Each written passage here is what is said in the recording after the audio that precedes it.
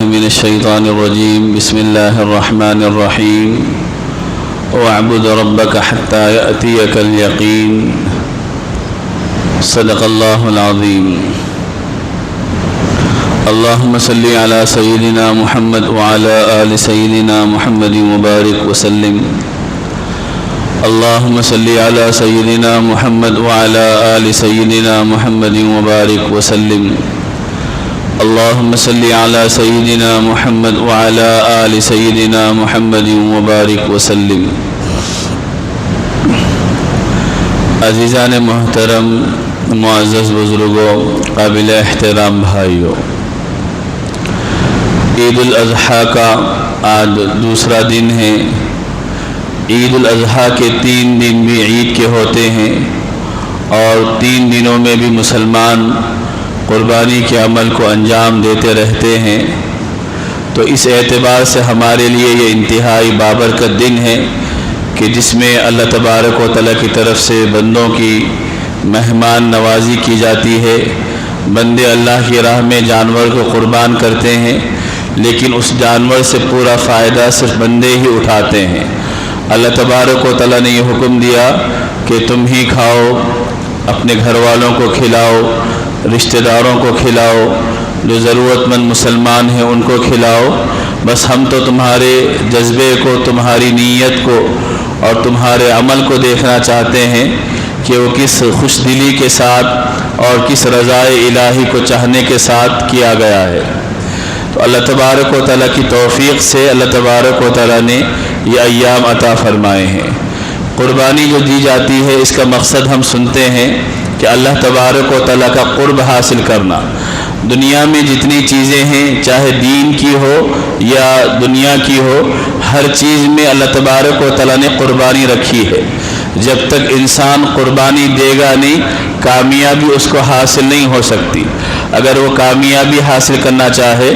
ترقی حاصل کرنا چاہے تو اس کو قربانی دینا پڑے گا. دین کا معاملہ ہے تو وہ اللہ تبارک و تعالیٰ کی رضا کے لیے، خوشنودی کے لیے اپنی جائز خواہشات کو چھوڑ دے، اپنے ناجائز خواہشات کو بھی چھوڑ دے، حرام چیزوں سے بچنے والا بنے،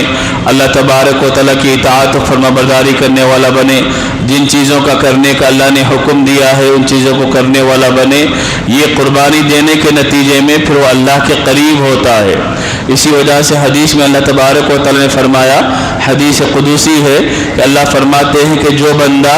ایک بالش میری طرف آگے بڑھتا ہے تو میں ایک ہاتھ اس کی طرف آگے بڑھتا ہوں. جو ایک ہاتھ میری طرف بڑھتا ہے تو میں اس سے زیادہ ایک باع آگے بڑھتا ہوں. جو میری طرف چل کر آتا ہے تو میں اس کی طرف دوڑ کر جاتا ہوں. یعنی اللہ تبارک و تعالیٰ کی رضا اور خوشنودی کے لیے بندے تھوڑا سا بھی عمل کریں گے تو اللہ تبارک و تعالیٰ اس کو قبول فرمائیں گے اور اپنی رحمتوں سے انسان کو مالا مال فرمائیں گے. تو انسان جتنی قربانی دے گا اتنی زیادہ اللہ تبارک و تعالیٰ کی طرف سے قدردانی اس کی ہوتی ہے. اور ہم جو قربانی دیتے ہیں، چاہے ذی الحجہ میں ہو یا رمضان کے مہینے میں عبادات طاعت کے ذریعے ہو یا سال کے دیگر مہینوں میں اللہ کی مرضیات کے مطابق چلنے میں ہو، ان ساری قربانیوں کا مقصود یہ ہے کہ اللہ تبارک و تعالیٰ ہم سے راضی ہو جائے. اور ہم مسلمان جو عبادت کرتے ہیں وہ صرف اس لیے نہیں کرتے کہ ایک مرتبہ کر کے چھوڑ دینا ہے، بلکہ ان عبادتوں کے ذریعے جو سبق اور پیغام دیا جاتا ہے اس کو پوری زندگی میں یاد رکھنا ہے اور اسی کے مطابق عمل کرنا ہے. قرآن کریم میں اللہ نے فرمایا، وَاعْبُدْ رَبَّكَ حَتَّى يَأْتِيَكَ الْيَقِينُ، کہ اپنے رب کی عبادت کرتے رہو یہاں تک کہ موت آ جائے. یعنی مرنے تک، جب سے انسان مکلف بنا ہے، جب سے انسان کے اوپر فرائض عائد ہوئے ہیں، اس وقت سے لے کے مرنے تک اس کو اللہ کی عبادت کرتے رہنا ہے. یہ رمضان میں ہم نے روزوں کے ذریعے عبادت کی، بقر عید میں قربانی اور حج کے ذریعے عبادت کی. تو ان عبادتوں کا سبق یہ دیا گیا کہ اپنی پوری زندگی کو اللہ کی اطاعت کے سانچے میں ڈھالنے والے بنو. یہ تو تم کو ایک مشق کروائی جا رہی ہے، ایک تربیت دی جا رہی ہے کہ کیسے تم اپنے خواہشات کو قربان کرنے والے بنو، کیسے تم اپنے آپ کو اللہ کی راہ میں فنا کرنے والے بنو اور اللہ کی مرضیات کو حاصل کرنے میں اپنے آپ کو لگانے والے بنو. اسی وجہ سے آپ لوگوں نے جب قربانی دی ہوگی ہوگی تو قربانی کے جانور کو ذبح کرنے سے پہلے اس دعا کو پڑھا ہوگا، انی وجہت وجہی للذی فطر السماوات والارض حنیفا وما انا من المشرکین ان صلاتی ونسکی ومحیای ومماتی للہ رب العالمین لا شریک لہ وبذالک امرت وانا اول المسلمین، کہ جس میں بندہ یہ اقرار کرتا ہے کہ میں نے اپنے رخ کو ساری دنیا سے الگ تھلگ کر کے صرف اس ایک اللہ کی طرف کر لیا ہے جو آسمان و زمین کا پیدا کرنے والا ہے، اور میں اس کے ساتھ کسی کو شریک نہیں ٹھہراتا۔ میری نماز، میری قربانی، میری زندگی، میری موت، یہ سب کچھ اللہ تبارک و تعالیٰ کے لیے ہے۔ یہ اقرار صرف قربانی کے جانور کے وقت کرنے کا نہیں ہے، یہ اقرار پوری زندگی ایک مومن کے دل و دماغ میں ہونا ہے کہ ہم اللہ کی اطاعت کرنے والے بنے، اللہ کی فرمانبرداری کرنے والے بنے، اللہ کے حکموں پہ چلنے والے بنے۔ دنیا میں انسان تھوڑی سی قربانی اللہ کے لیے دے گا تو اللہ تبارک و تعالیٰ بڑے بڑے فیصلے اس کے حق میں فرماتے ہیں۔ یہ مزاج ہمارا بننا آج کے زمانے میں بہت زیادہ ضروری ہے کہ ہم محنت مجاہدہ کرنے والے بنے، اپنے آپ کو محنت میں ڈالنے والے بنے۔ جب تک محنت کا مزاج ہمارا نہیں بنے گا اس وقت تک نہ دنیا کی کامیابی ملے گی نہ دین کی کامیابی ملے گی۔ دین کی کامیابی میں بھی محنت کرنا ہے، اپنی خواہشات کو قربان کرنا ہے، دنیا کے اندر بھی اپنے آپ کو قربان کرنا ہے، اپنے خواہشات کو قربان کرنا ہے اور اپنے آرام و سکون کو قربان کرنا ہے، اور اس کے بعد محنت کرتے رہنا ہے، تب جا کر انسان دنیا میں کچھ فائدہ حاصل کرنے والا بنے گا۔ دین کے لیے قربانی دینے کے بہت سے تقاضے ہیں۔ اللہ کے نبی صلی اللہ علیہ وسلم کی زندگی میں بتایا گیا کہ کیسے مجاہدہ دین کے لیے، اعمال کے لیے، عبادت کے لیے کیا جاتا تھا۔ اللہ کے نبی کے بارے میں ہم سنتے ہیں کہ آپ رات میں نماز پڑھتے تھے، اتنا لمبا قیام ہوتا تھا کہ آپ کے پیروں پہ ورم آ جاتا، آپ کے پیر سوج جاتے۔ حضرت عائشہ صدیقہ رضی اللہ عنہا نے فرمایا آپ اتنا قیام، اتنی لمبی عبادت کیوں کرتے ہیں جبکہ آپ تو بخشائے ہوئے ہیں؟ اللہ کے نبی نے فرمایا افلا اکون عبدا شکورا، کیا میں اللہ کا شکر گزار بندہ نہ بنوں؟ یعنی اپنے آپ کو اللہ کی عبادت میں لگانا، کھپانا، تھکا دینا، یہ نبیوں کا مزاج تھا۔ اتنا زیادہ اللہ کی عبادت وہ کیا کرتے تھے۔ اللہ کے نبی صلی اللہ علیہ وسلم عبادت میں کیسے مجاہدہ کرتے، کیسے محنتیں کرتے، آپ کی پوری زندگی میں ہے۔ رمضان کے بارے میں ہم سنتے کہ رمضان آ جاتا تو اللہ کے نبی صلی اللہ علیہ وسلم کے چہرے کا رنگ بدل جاتا، آپ اپنے بستر کو چھوڑ دیتے اور راتوں میں قیام کرتے۔ یہ مجاہدے کر کے نبی نے بتایا کہ دین کے لیے مجاہدے کرنا پڑتا ہے، اللہ کی اطاعت و فرمانبرداری میں چلنے کے واسطے قربانیاں دینا پڑتا ہے، تب جا کر انسان کو اللہ تبارک و تعالیٰ کا قرب ملتا ہے۔ ایک صحابی ہے ربیعہ ابن کعب رضی اللہ تعالیٰ عنہ، وہ اللہ کے نبی کی خدمت کیا کرتے تھے، اصحاب صفہ میں سے تھے، اور ہمیشہ اللہ کے نبی کے لیے رات میں وضو کا پانی تیار رکھنے کی ذمہ داری ان کے ہاتھ ان کی تھی، وہ اس ذمہ داری کو نبھایا کرتے تھے۔ ایک مرتبہ رات کے وقت اللہ کے نبی کے لیے انہوں نے وضو کا پانی تیار رکھا۔ اللہ کے نبی کو خوشی ہوئی، جیسے کوئی بچہ گھر میں کسی بڑے کی خدمت کرتے رہے تو بڑے کو خوشی ہو کر کہتے ہیں کہ بتاؤ تمہاری کیا خواہش ہے، تمہیں کیا دیا جائے؟ تو ان کی مسلسل خدمت کے نتیجے میں اللہ کے نبی کو اچھا لگا۔ نبی صلی اللہ علیہ وسلم فرمایا کہ بتاؤ تمہاری کیا خواہش ہے؟ تو انہوں نے فرمایا کہ اللہ کے نبی میں چاہتا ہوں کہ جنت میں آپ کی صحبت مجھے مل جائے۔ صحابہ کا ذوق اور مزاج دیکھیے کہ صحابہ چاہتے تھے تو دنیا میں بھی نبی کی صحبت چاہتے تھے اور آخرت میں بھی نبی کی صحبت چاہتے تھے۔ انہوں نے کوئی اور چیز کا مطالبہ نہیں کیا کہ مجھے سلطنت چاہیے، مجھے یہ چاہیے، مجھے مال چاہیے، مجھے دولت چاہیے، کوئی چیز کا مطالبہ نہیں کیا۔ انہوں نے یہ کہا کہ میری خواہش ہے کہ میں دنیا میں آپ کی خدمت کرتا ہوں، آپ کی صحبت میں رہتا ہوں اور آپ کو اپنی نگاہوں سے دیکھ کر دل کو سکون حاصل کرتا ہوں۔ میری خواہش ہے کہ جنت میں بھی آپ کی صحبت مجھے مل جائے۔ اللہ کے نبی صلی اللہ علیہ وسلم نے اس وقت ان صحابی سے فرمایا کہ تم اگر یہ چاہتے ہو کہ جنت میں میری رفاقت اور میری صحبت تم کو مل جائے تو پھر تمہیں چاہیے کہ تم اپنے آپ پر سجدوں کا اہتمام کرو، سجدوں کی کثرت کے ذریعے میرا تعاون کرنے والے بنو۔ تم جتنے زیادہ سجدے کرو گے، یعنی جتنی زیادہ نمازوں کا اہتمام کرو گے اللہ تبارک و تعالیٰ جنت میں میرا قرب تم کو عطا فرمائے گا، میری صحبت تم کو نصیب فرمائے گا۔ یعنی اللہ کے نبی نے بتایا کہ تم فرائض تو ادا کرنا ہی کرنا ہے، فرائض کے ساتھ نفل کا کثرت سے اہتمام، چونکہ زیادہ سجدہ اس بات کی علامت ہے کہ زیادہ نماز پڑھنا، جو زیادہ نماز پڑھے گا وہ اللہ تبارک و تعالیٰ کے قریب ہوگا، جو اللہ کے قریب ہوگا نبی صلی اللہ علیہ وسلم کی صحبت اس کو قیامت کے دن جنت میں اللہ تبارک و تعالیٰ عطا فرمائیں گے۔ تو صحابہ کا یہ مزاج تھا، اور اللہ کے نبی نے بتایا کہ تم کو یہ محنت کرنا پڑے گا، تمہیں نماز کا اہتمام کرنا پڑے گا، اللہ کی اطاعت و فرمانبرداری میں اپنے آپ کو لگانا پڑے گا۔ اب نماز کا اہتمام کی بات آئی تو ہمیں ذہن میں رکھنا چاہیے کہ بعض اوقات انسان کی طبیعت نہیں چاہتی اور ہاتھ نہیں ہوتا، موسم بھی سازگار نہیں ہوتا، دل یہ کہتا ہے کہ نماز چھوڑ دو، گھر میں رہیں گے، اور نماز چھوڑ دیے تو ہم اپنے نفس کی خواہش کو پورا کرنے والے بن گئے۔ اس وقت اگر ہم نفس کی خواہش کی خلاف ورزی کریں گے، اپنے دل کی خلاف ورزی کریں گے اور اللہ کے حکم کو پورا کرنے کے لیے نماز کا اہتمام کریں گے اور نماز کو ادا کرنے کے لیے حاضر ہوں گے، یہ ادا بندی کی اللہ کو پسند آئے گی۔ اسی کا نام قربانی کرنا ہے، اسی کا نام محنت کرنا ہے، اسی کا نام قربانی دینا ہے کہ اپنی خواہش کو ختم کر کے اللہ کی جو حکم ہے، اللہ کا جو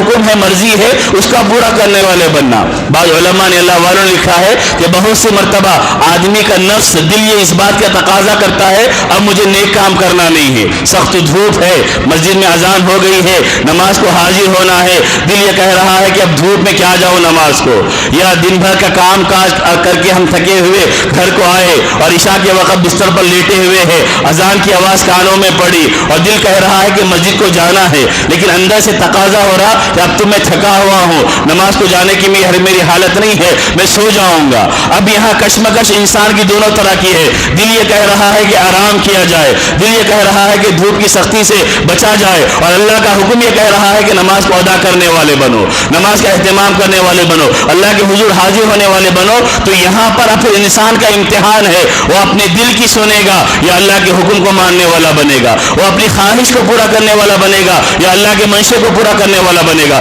اگر وہ اپنی خواہش کو پورا کر لیا وہ ناکام ہو گیا دنیا میں، اگر وہ اللہ کے حکم کو پورا کر لے گا اللہ دنیا میں بھی کامیاب کریں گے، اللہ آخرت میں بھی کامیاب کریں گے۔ اس وقت اللہ والوں نے کہا ہے کہ تھوڑی دیر کے لیے یہ سوچے کہ جب دل یہ چاہ رہا ہے کہ میں باہر نہ جاؤں، دھوپ کی سختی ہے، طبیعت نہیں چاہ رہی ہے، اگر باہر نہیں جانے کو دل چاہ رہا ہے، اگر عین اسی وقت گھر کے دروازے پر کوئی بڑا آدمی ہم کو بلا لے، کوئی منسٹر بلا لے، کوئی MLA بلا لے، کوئی بڑا آدمی ہم کو بلا لے، کیا اس وقت ہم یہ سوچیں گے کہ نہیں طبیعت نہیں چاہ رہی، میں سو جاؤں گا، آرام کروں گا، تھکا ہوا ہوں؟ نہیں، بلکہ آدمی بے قابو ہو کر بستر سے اٹھے گا اور فوری تیار ہو کر چاہے گا کہ جو بڑا مجھے بلا رہا ہے میں اس کے سامنے پہنچ جاؤں۔ تو اللہ والے کہتے ہیں کہ اس وقت انسان ذہن و دل میں یہ بات کو لائے کہ اللہ سب سے بڑا ہے، احکم الحاکمین ہے، رب العالمین ہے، وہ مجھے اپنی عبادت کے لیے بلا رہے ہیں، لہذا مجھے سب سے پہلے اللہ کے حکم کو پورا کرنا ہے۔ میں آرام بعد میں بھی کر سکتا ہوں، میں طبیعت کو سہولت بعد میں بھی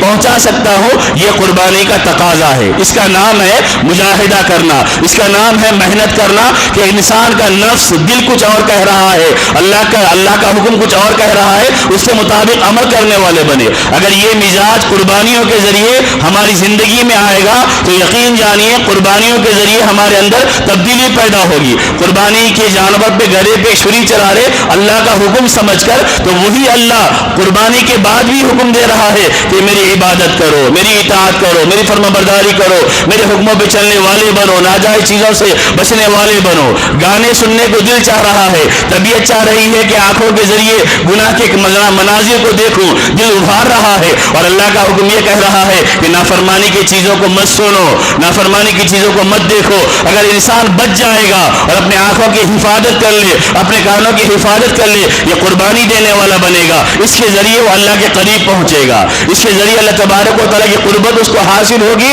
وہ اپنے دل کی ناپاک چیزوں کو دبانے والا بنے گا اور اللہ کی مرضی کو پورا کرنے والا بنے گا۔ حدیث میں اللہ کے نبی نے فرمایا کہ اللہ نے جہنم کو خواہشات سے ڈھانپ کر رکھا ہے اور جنت کو ناپسندیدہ چیزوں سے ڈھانپ کے رکھا ہے۔ جو خواہشات کو پوری کرے گا وہ جہنم میں جائے گا، جو ناپسندیدہ چیزوں پہ عمل کرے گا، طبیعت نہیں چاہ رہی، آرام کرنے کو دل چاہ رہا، جیسے آج کے زمانے میں فجر کی نماز 5 بجے 5:10 5:15 پہ نماز ہو رہی ہے، آپ رات کو سوئے تک 12-1 بج گئے اور 2-3 گھنٹے کی نیند لی اذان کی آواز سنائی دی، الارم ہوا، آنکھیں کھل گئی، اب دل یہ کہہ رہا ہے کہ تھوڑی دیر آرام کر لیں گے، موسم ٹھنڈا ہے، ٹھنڈی ہوائیں چل رہی ہے اور طبیعت چاہ رہی ہے کہ تھکا ماندہ ہو، آرام کر لوں گا، تو ہم شیطان کی بات کو پوری کرنے والے بنیں گے، نفس کی خواہش کو پوری کرنے والے بنیں گے۔ اس کے بالمقابل آدمی اٹھ جائے، یعنی اللہ کا حکم ہے، اللہ نے مجھے بلایا ہے، تو وہ اللہ کی مرضی کو پورا کرنے والا بنے گا، وہ مجاہدہ کر کے، قربانی دے کر،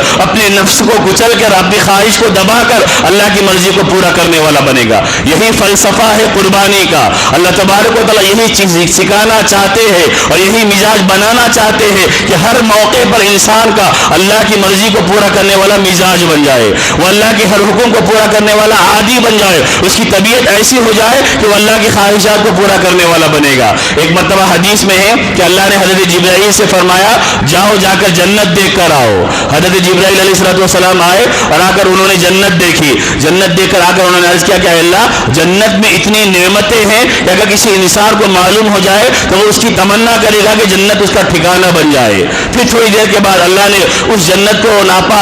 ناپسندیدہ چیزوں سے ڈھانپ دیا، یعنی انسان کی ناپسندیدہ چیزیں نہیں کرنا، عمل نہیں چاہنا، اس کو اللہ نے ڈھانپ دیا۔ پھر فرمایا کہ جبرائیل جاؤ اب دیکھ کر آؤ، تو جبرائیل نے کہا کہ جنت ایسی چیزوں سے ڈھکی ہوئی ہے کہ بڑی مشکل نظر آتا ہے کہ کوئی اس کے اندر داخل ہو، یعنی سب اپنی خواہشات کو پورا کرنے والے بنیں گے۔ تو میرے بزرگوں، میرے بھائیوں، یہ قربانی کا مقصد ہے کہ انسان قربانی دینے والا بنے۔ میں نے شروع میں جو آیت پڑھی تھی، اس آیت میں اللہ نے فرمایا وَاعْبُدْ رَبَّكَ حَتَّى يَأْتِيَكَ الْيَقِينُ، اس بات کو جان لو کہ اللہ کی عبادت تو مرتے دم تک کرتے رہنا ہے۔ صرف قربانی کے 3 دنوں میں جانور کو قربان کر کے ہم فارغ نہیں ہو جائیں گے، ہم پوری زندگی اس بات کی قربانی دینے والے بنے کہ اگر اللہ کا حکم ٹکرارا ہماری خواہشات سے، ہماری تمناؤں سے، اپنی تمناؤں کو قربان کرنے والے بنے، اللہ کے حکم کو پورا کرنے والے بنے، ہم دنیا میں بھی کامیاب ہو جائیں گے اور اللہ تبارک و تعالیٰ ہم کو آخرت میں بھی کامیاب کرے گا۔ اس وقت کی سب سے بڑی ضرورت، سب سے بڑا تقاضا،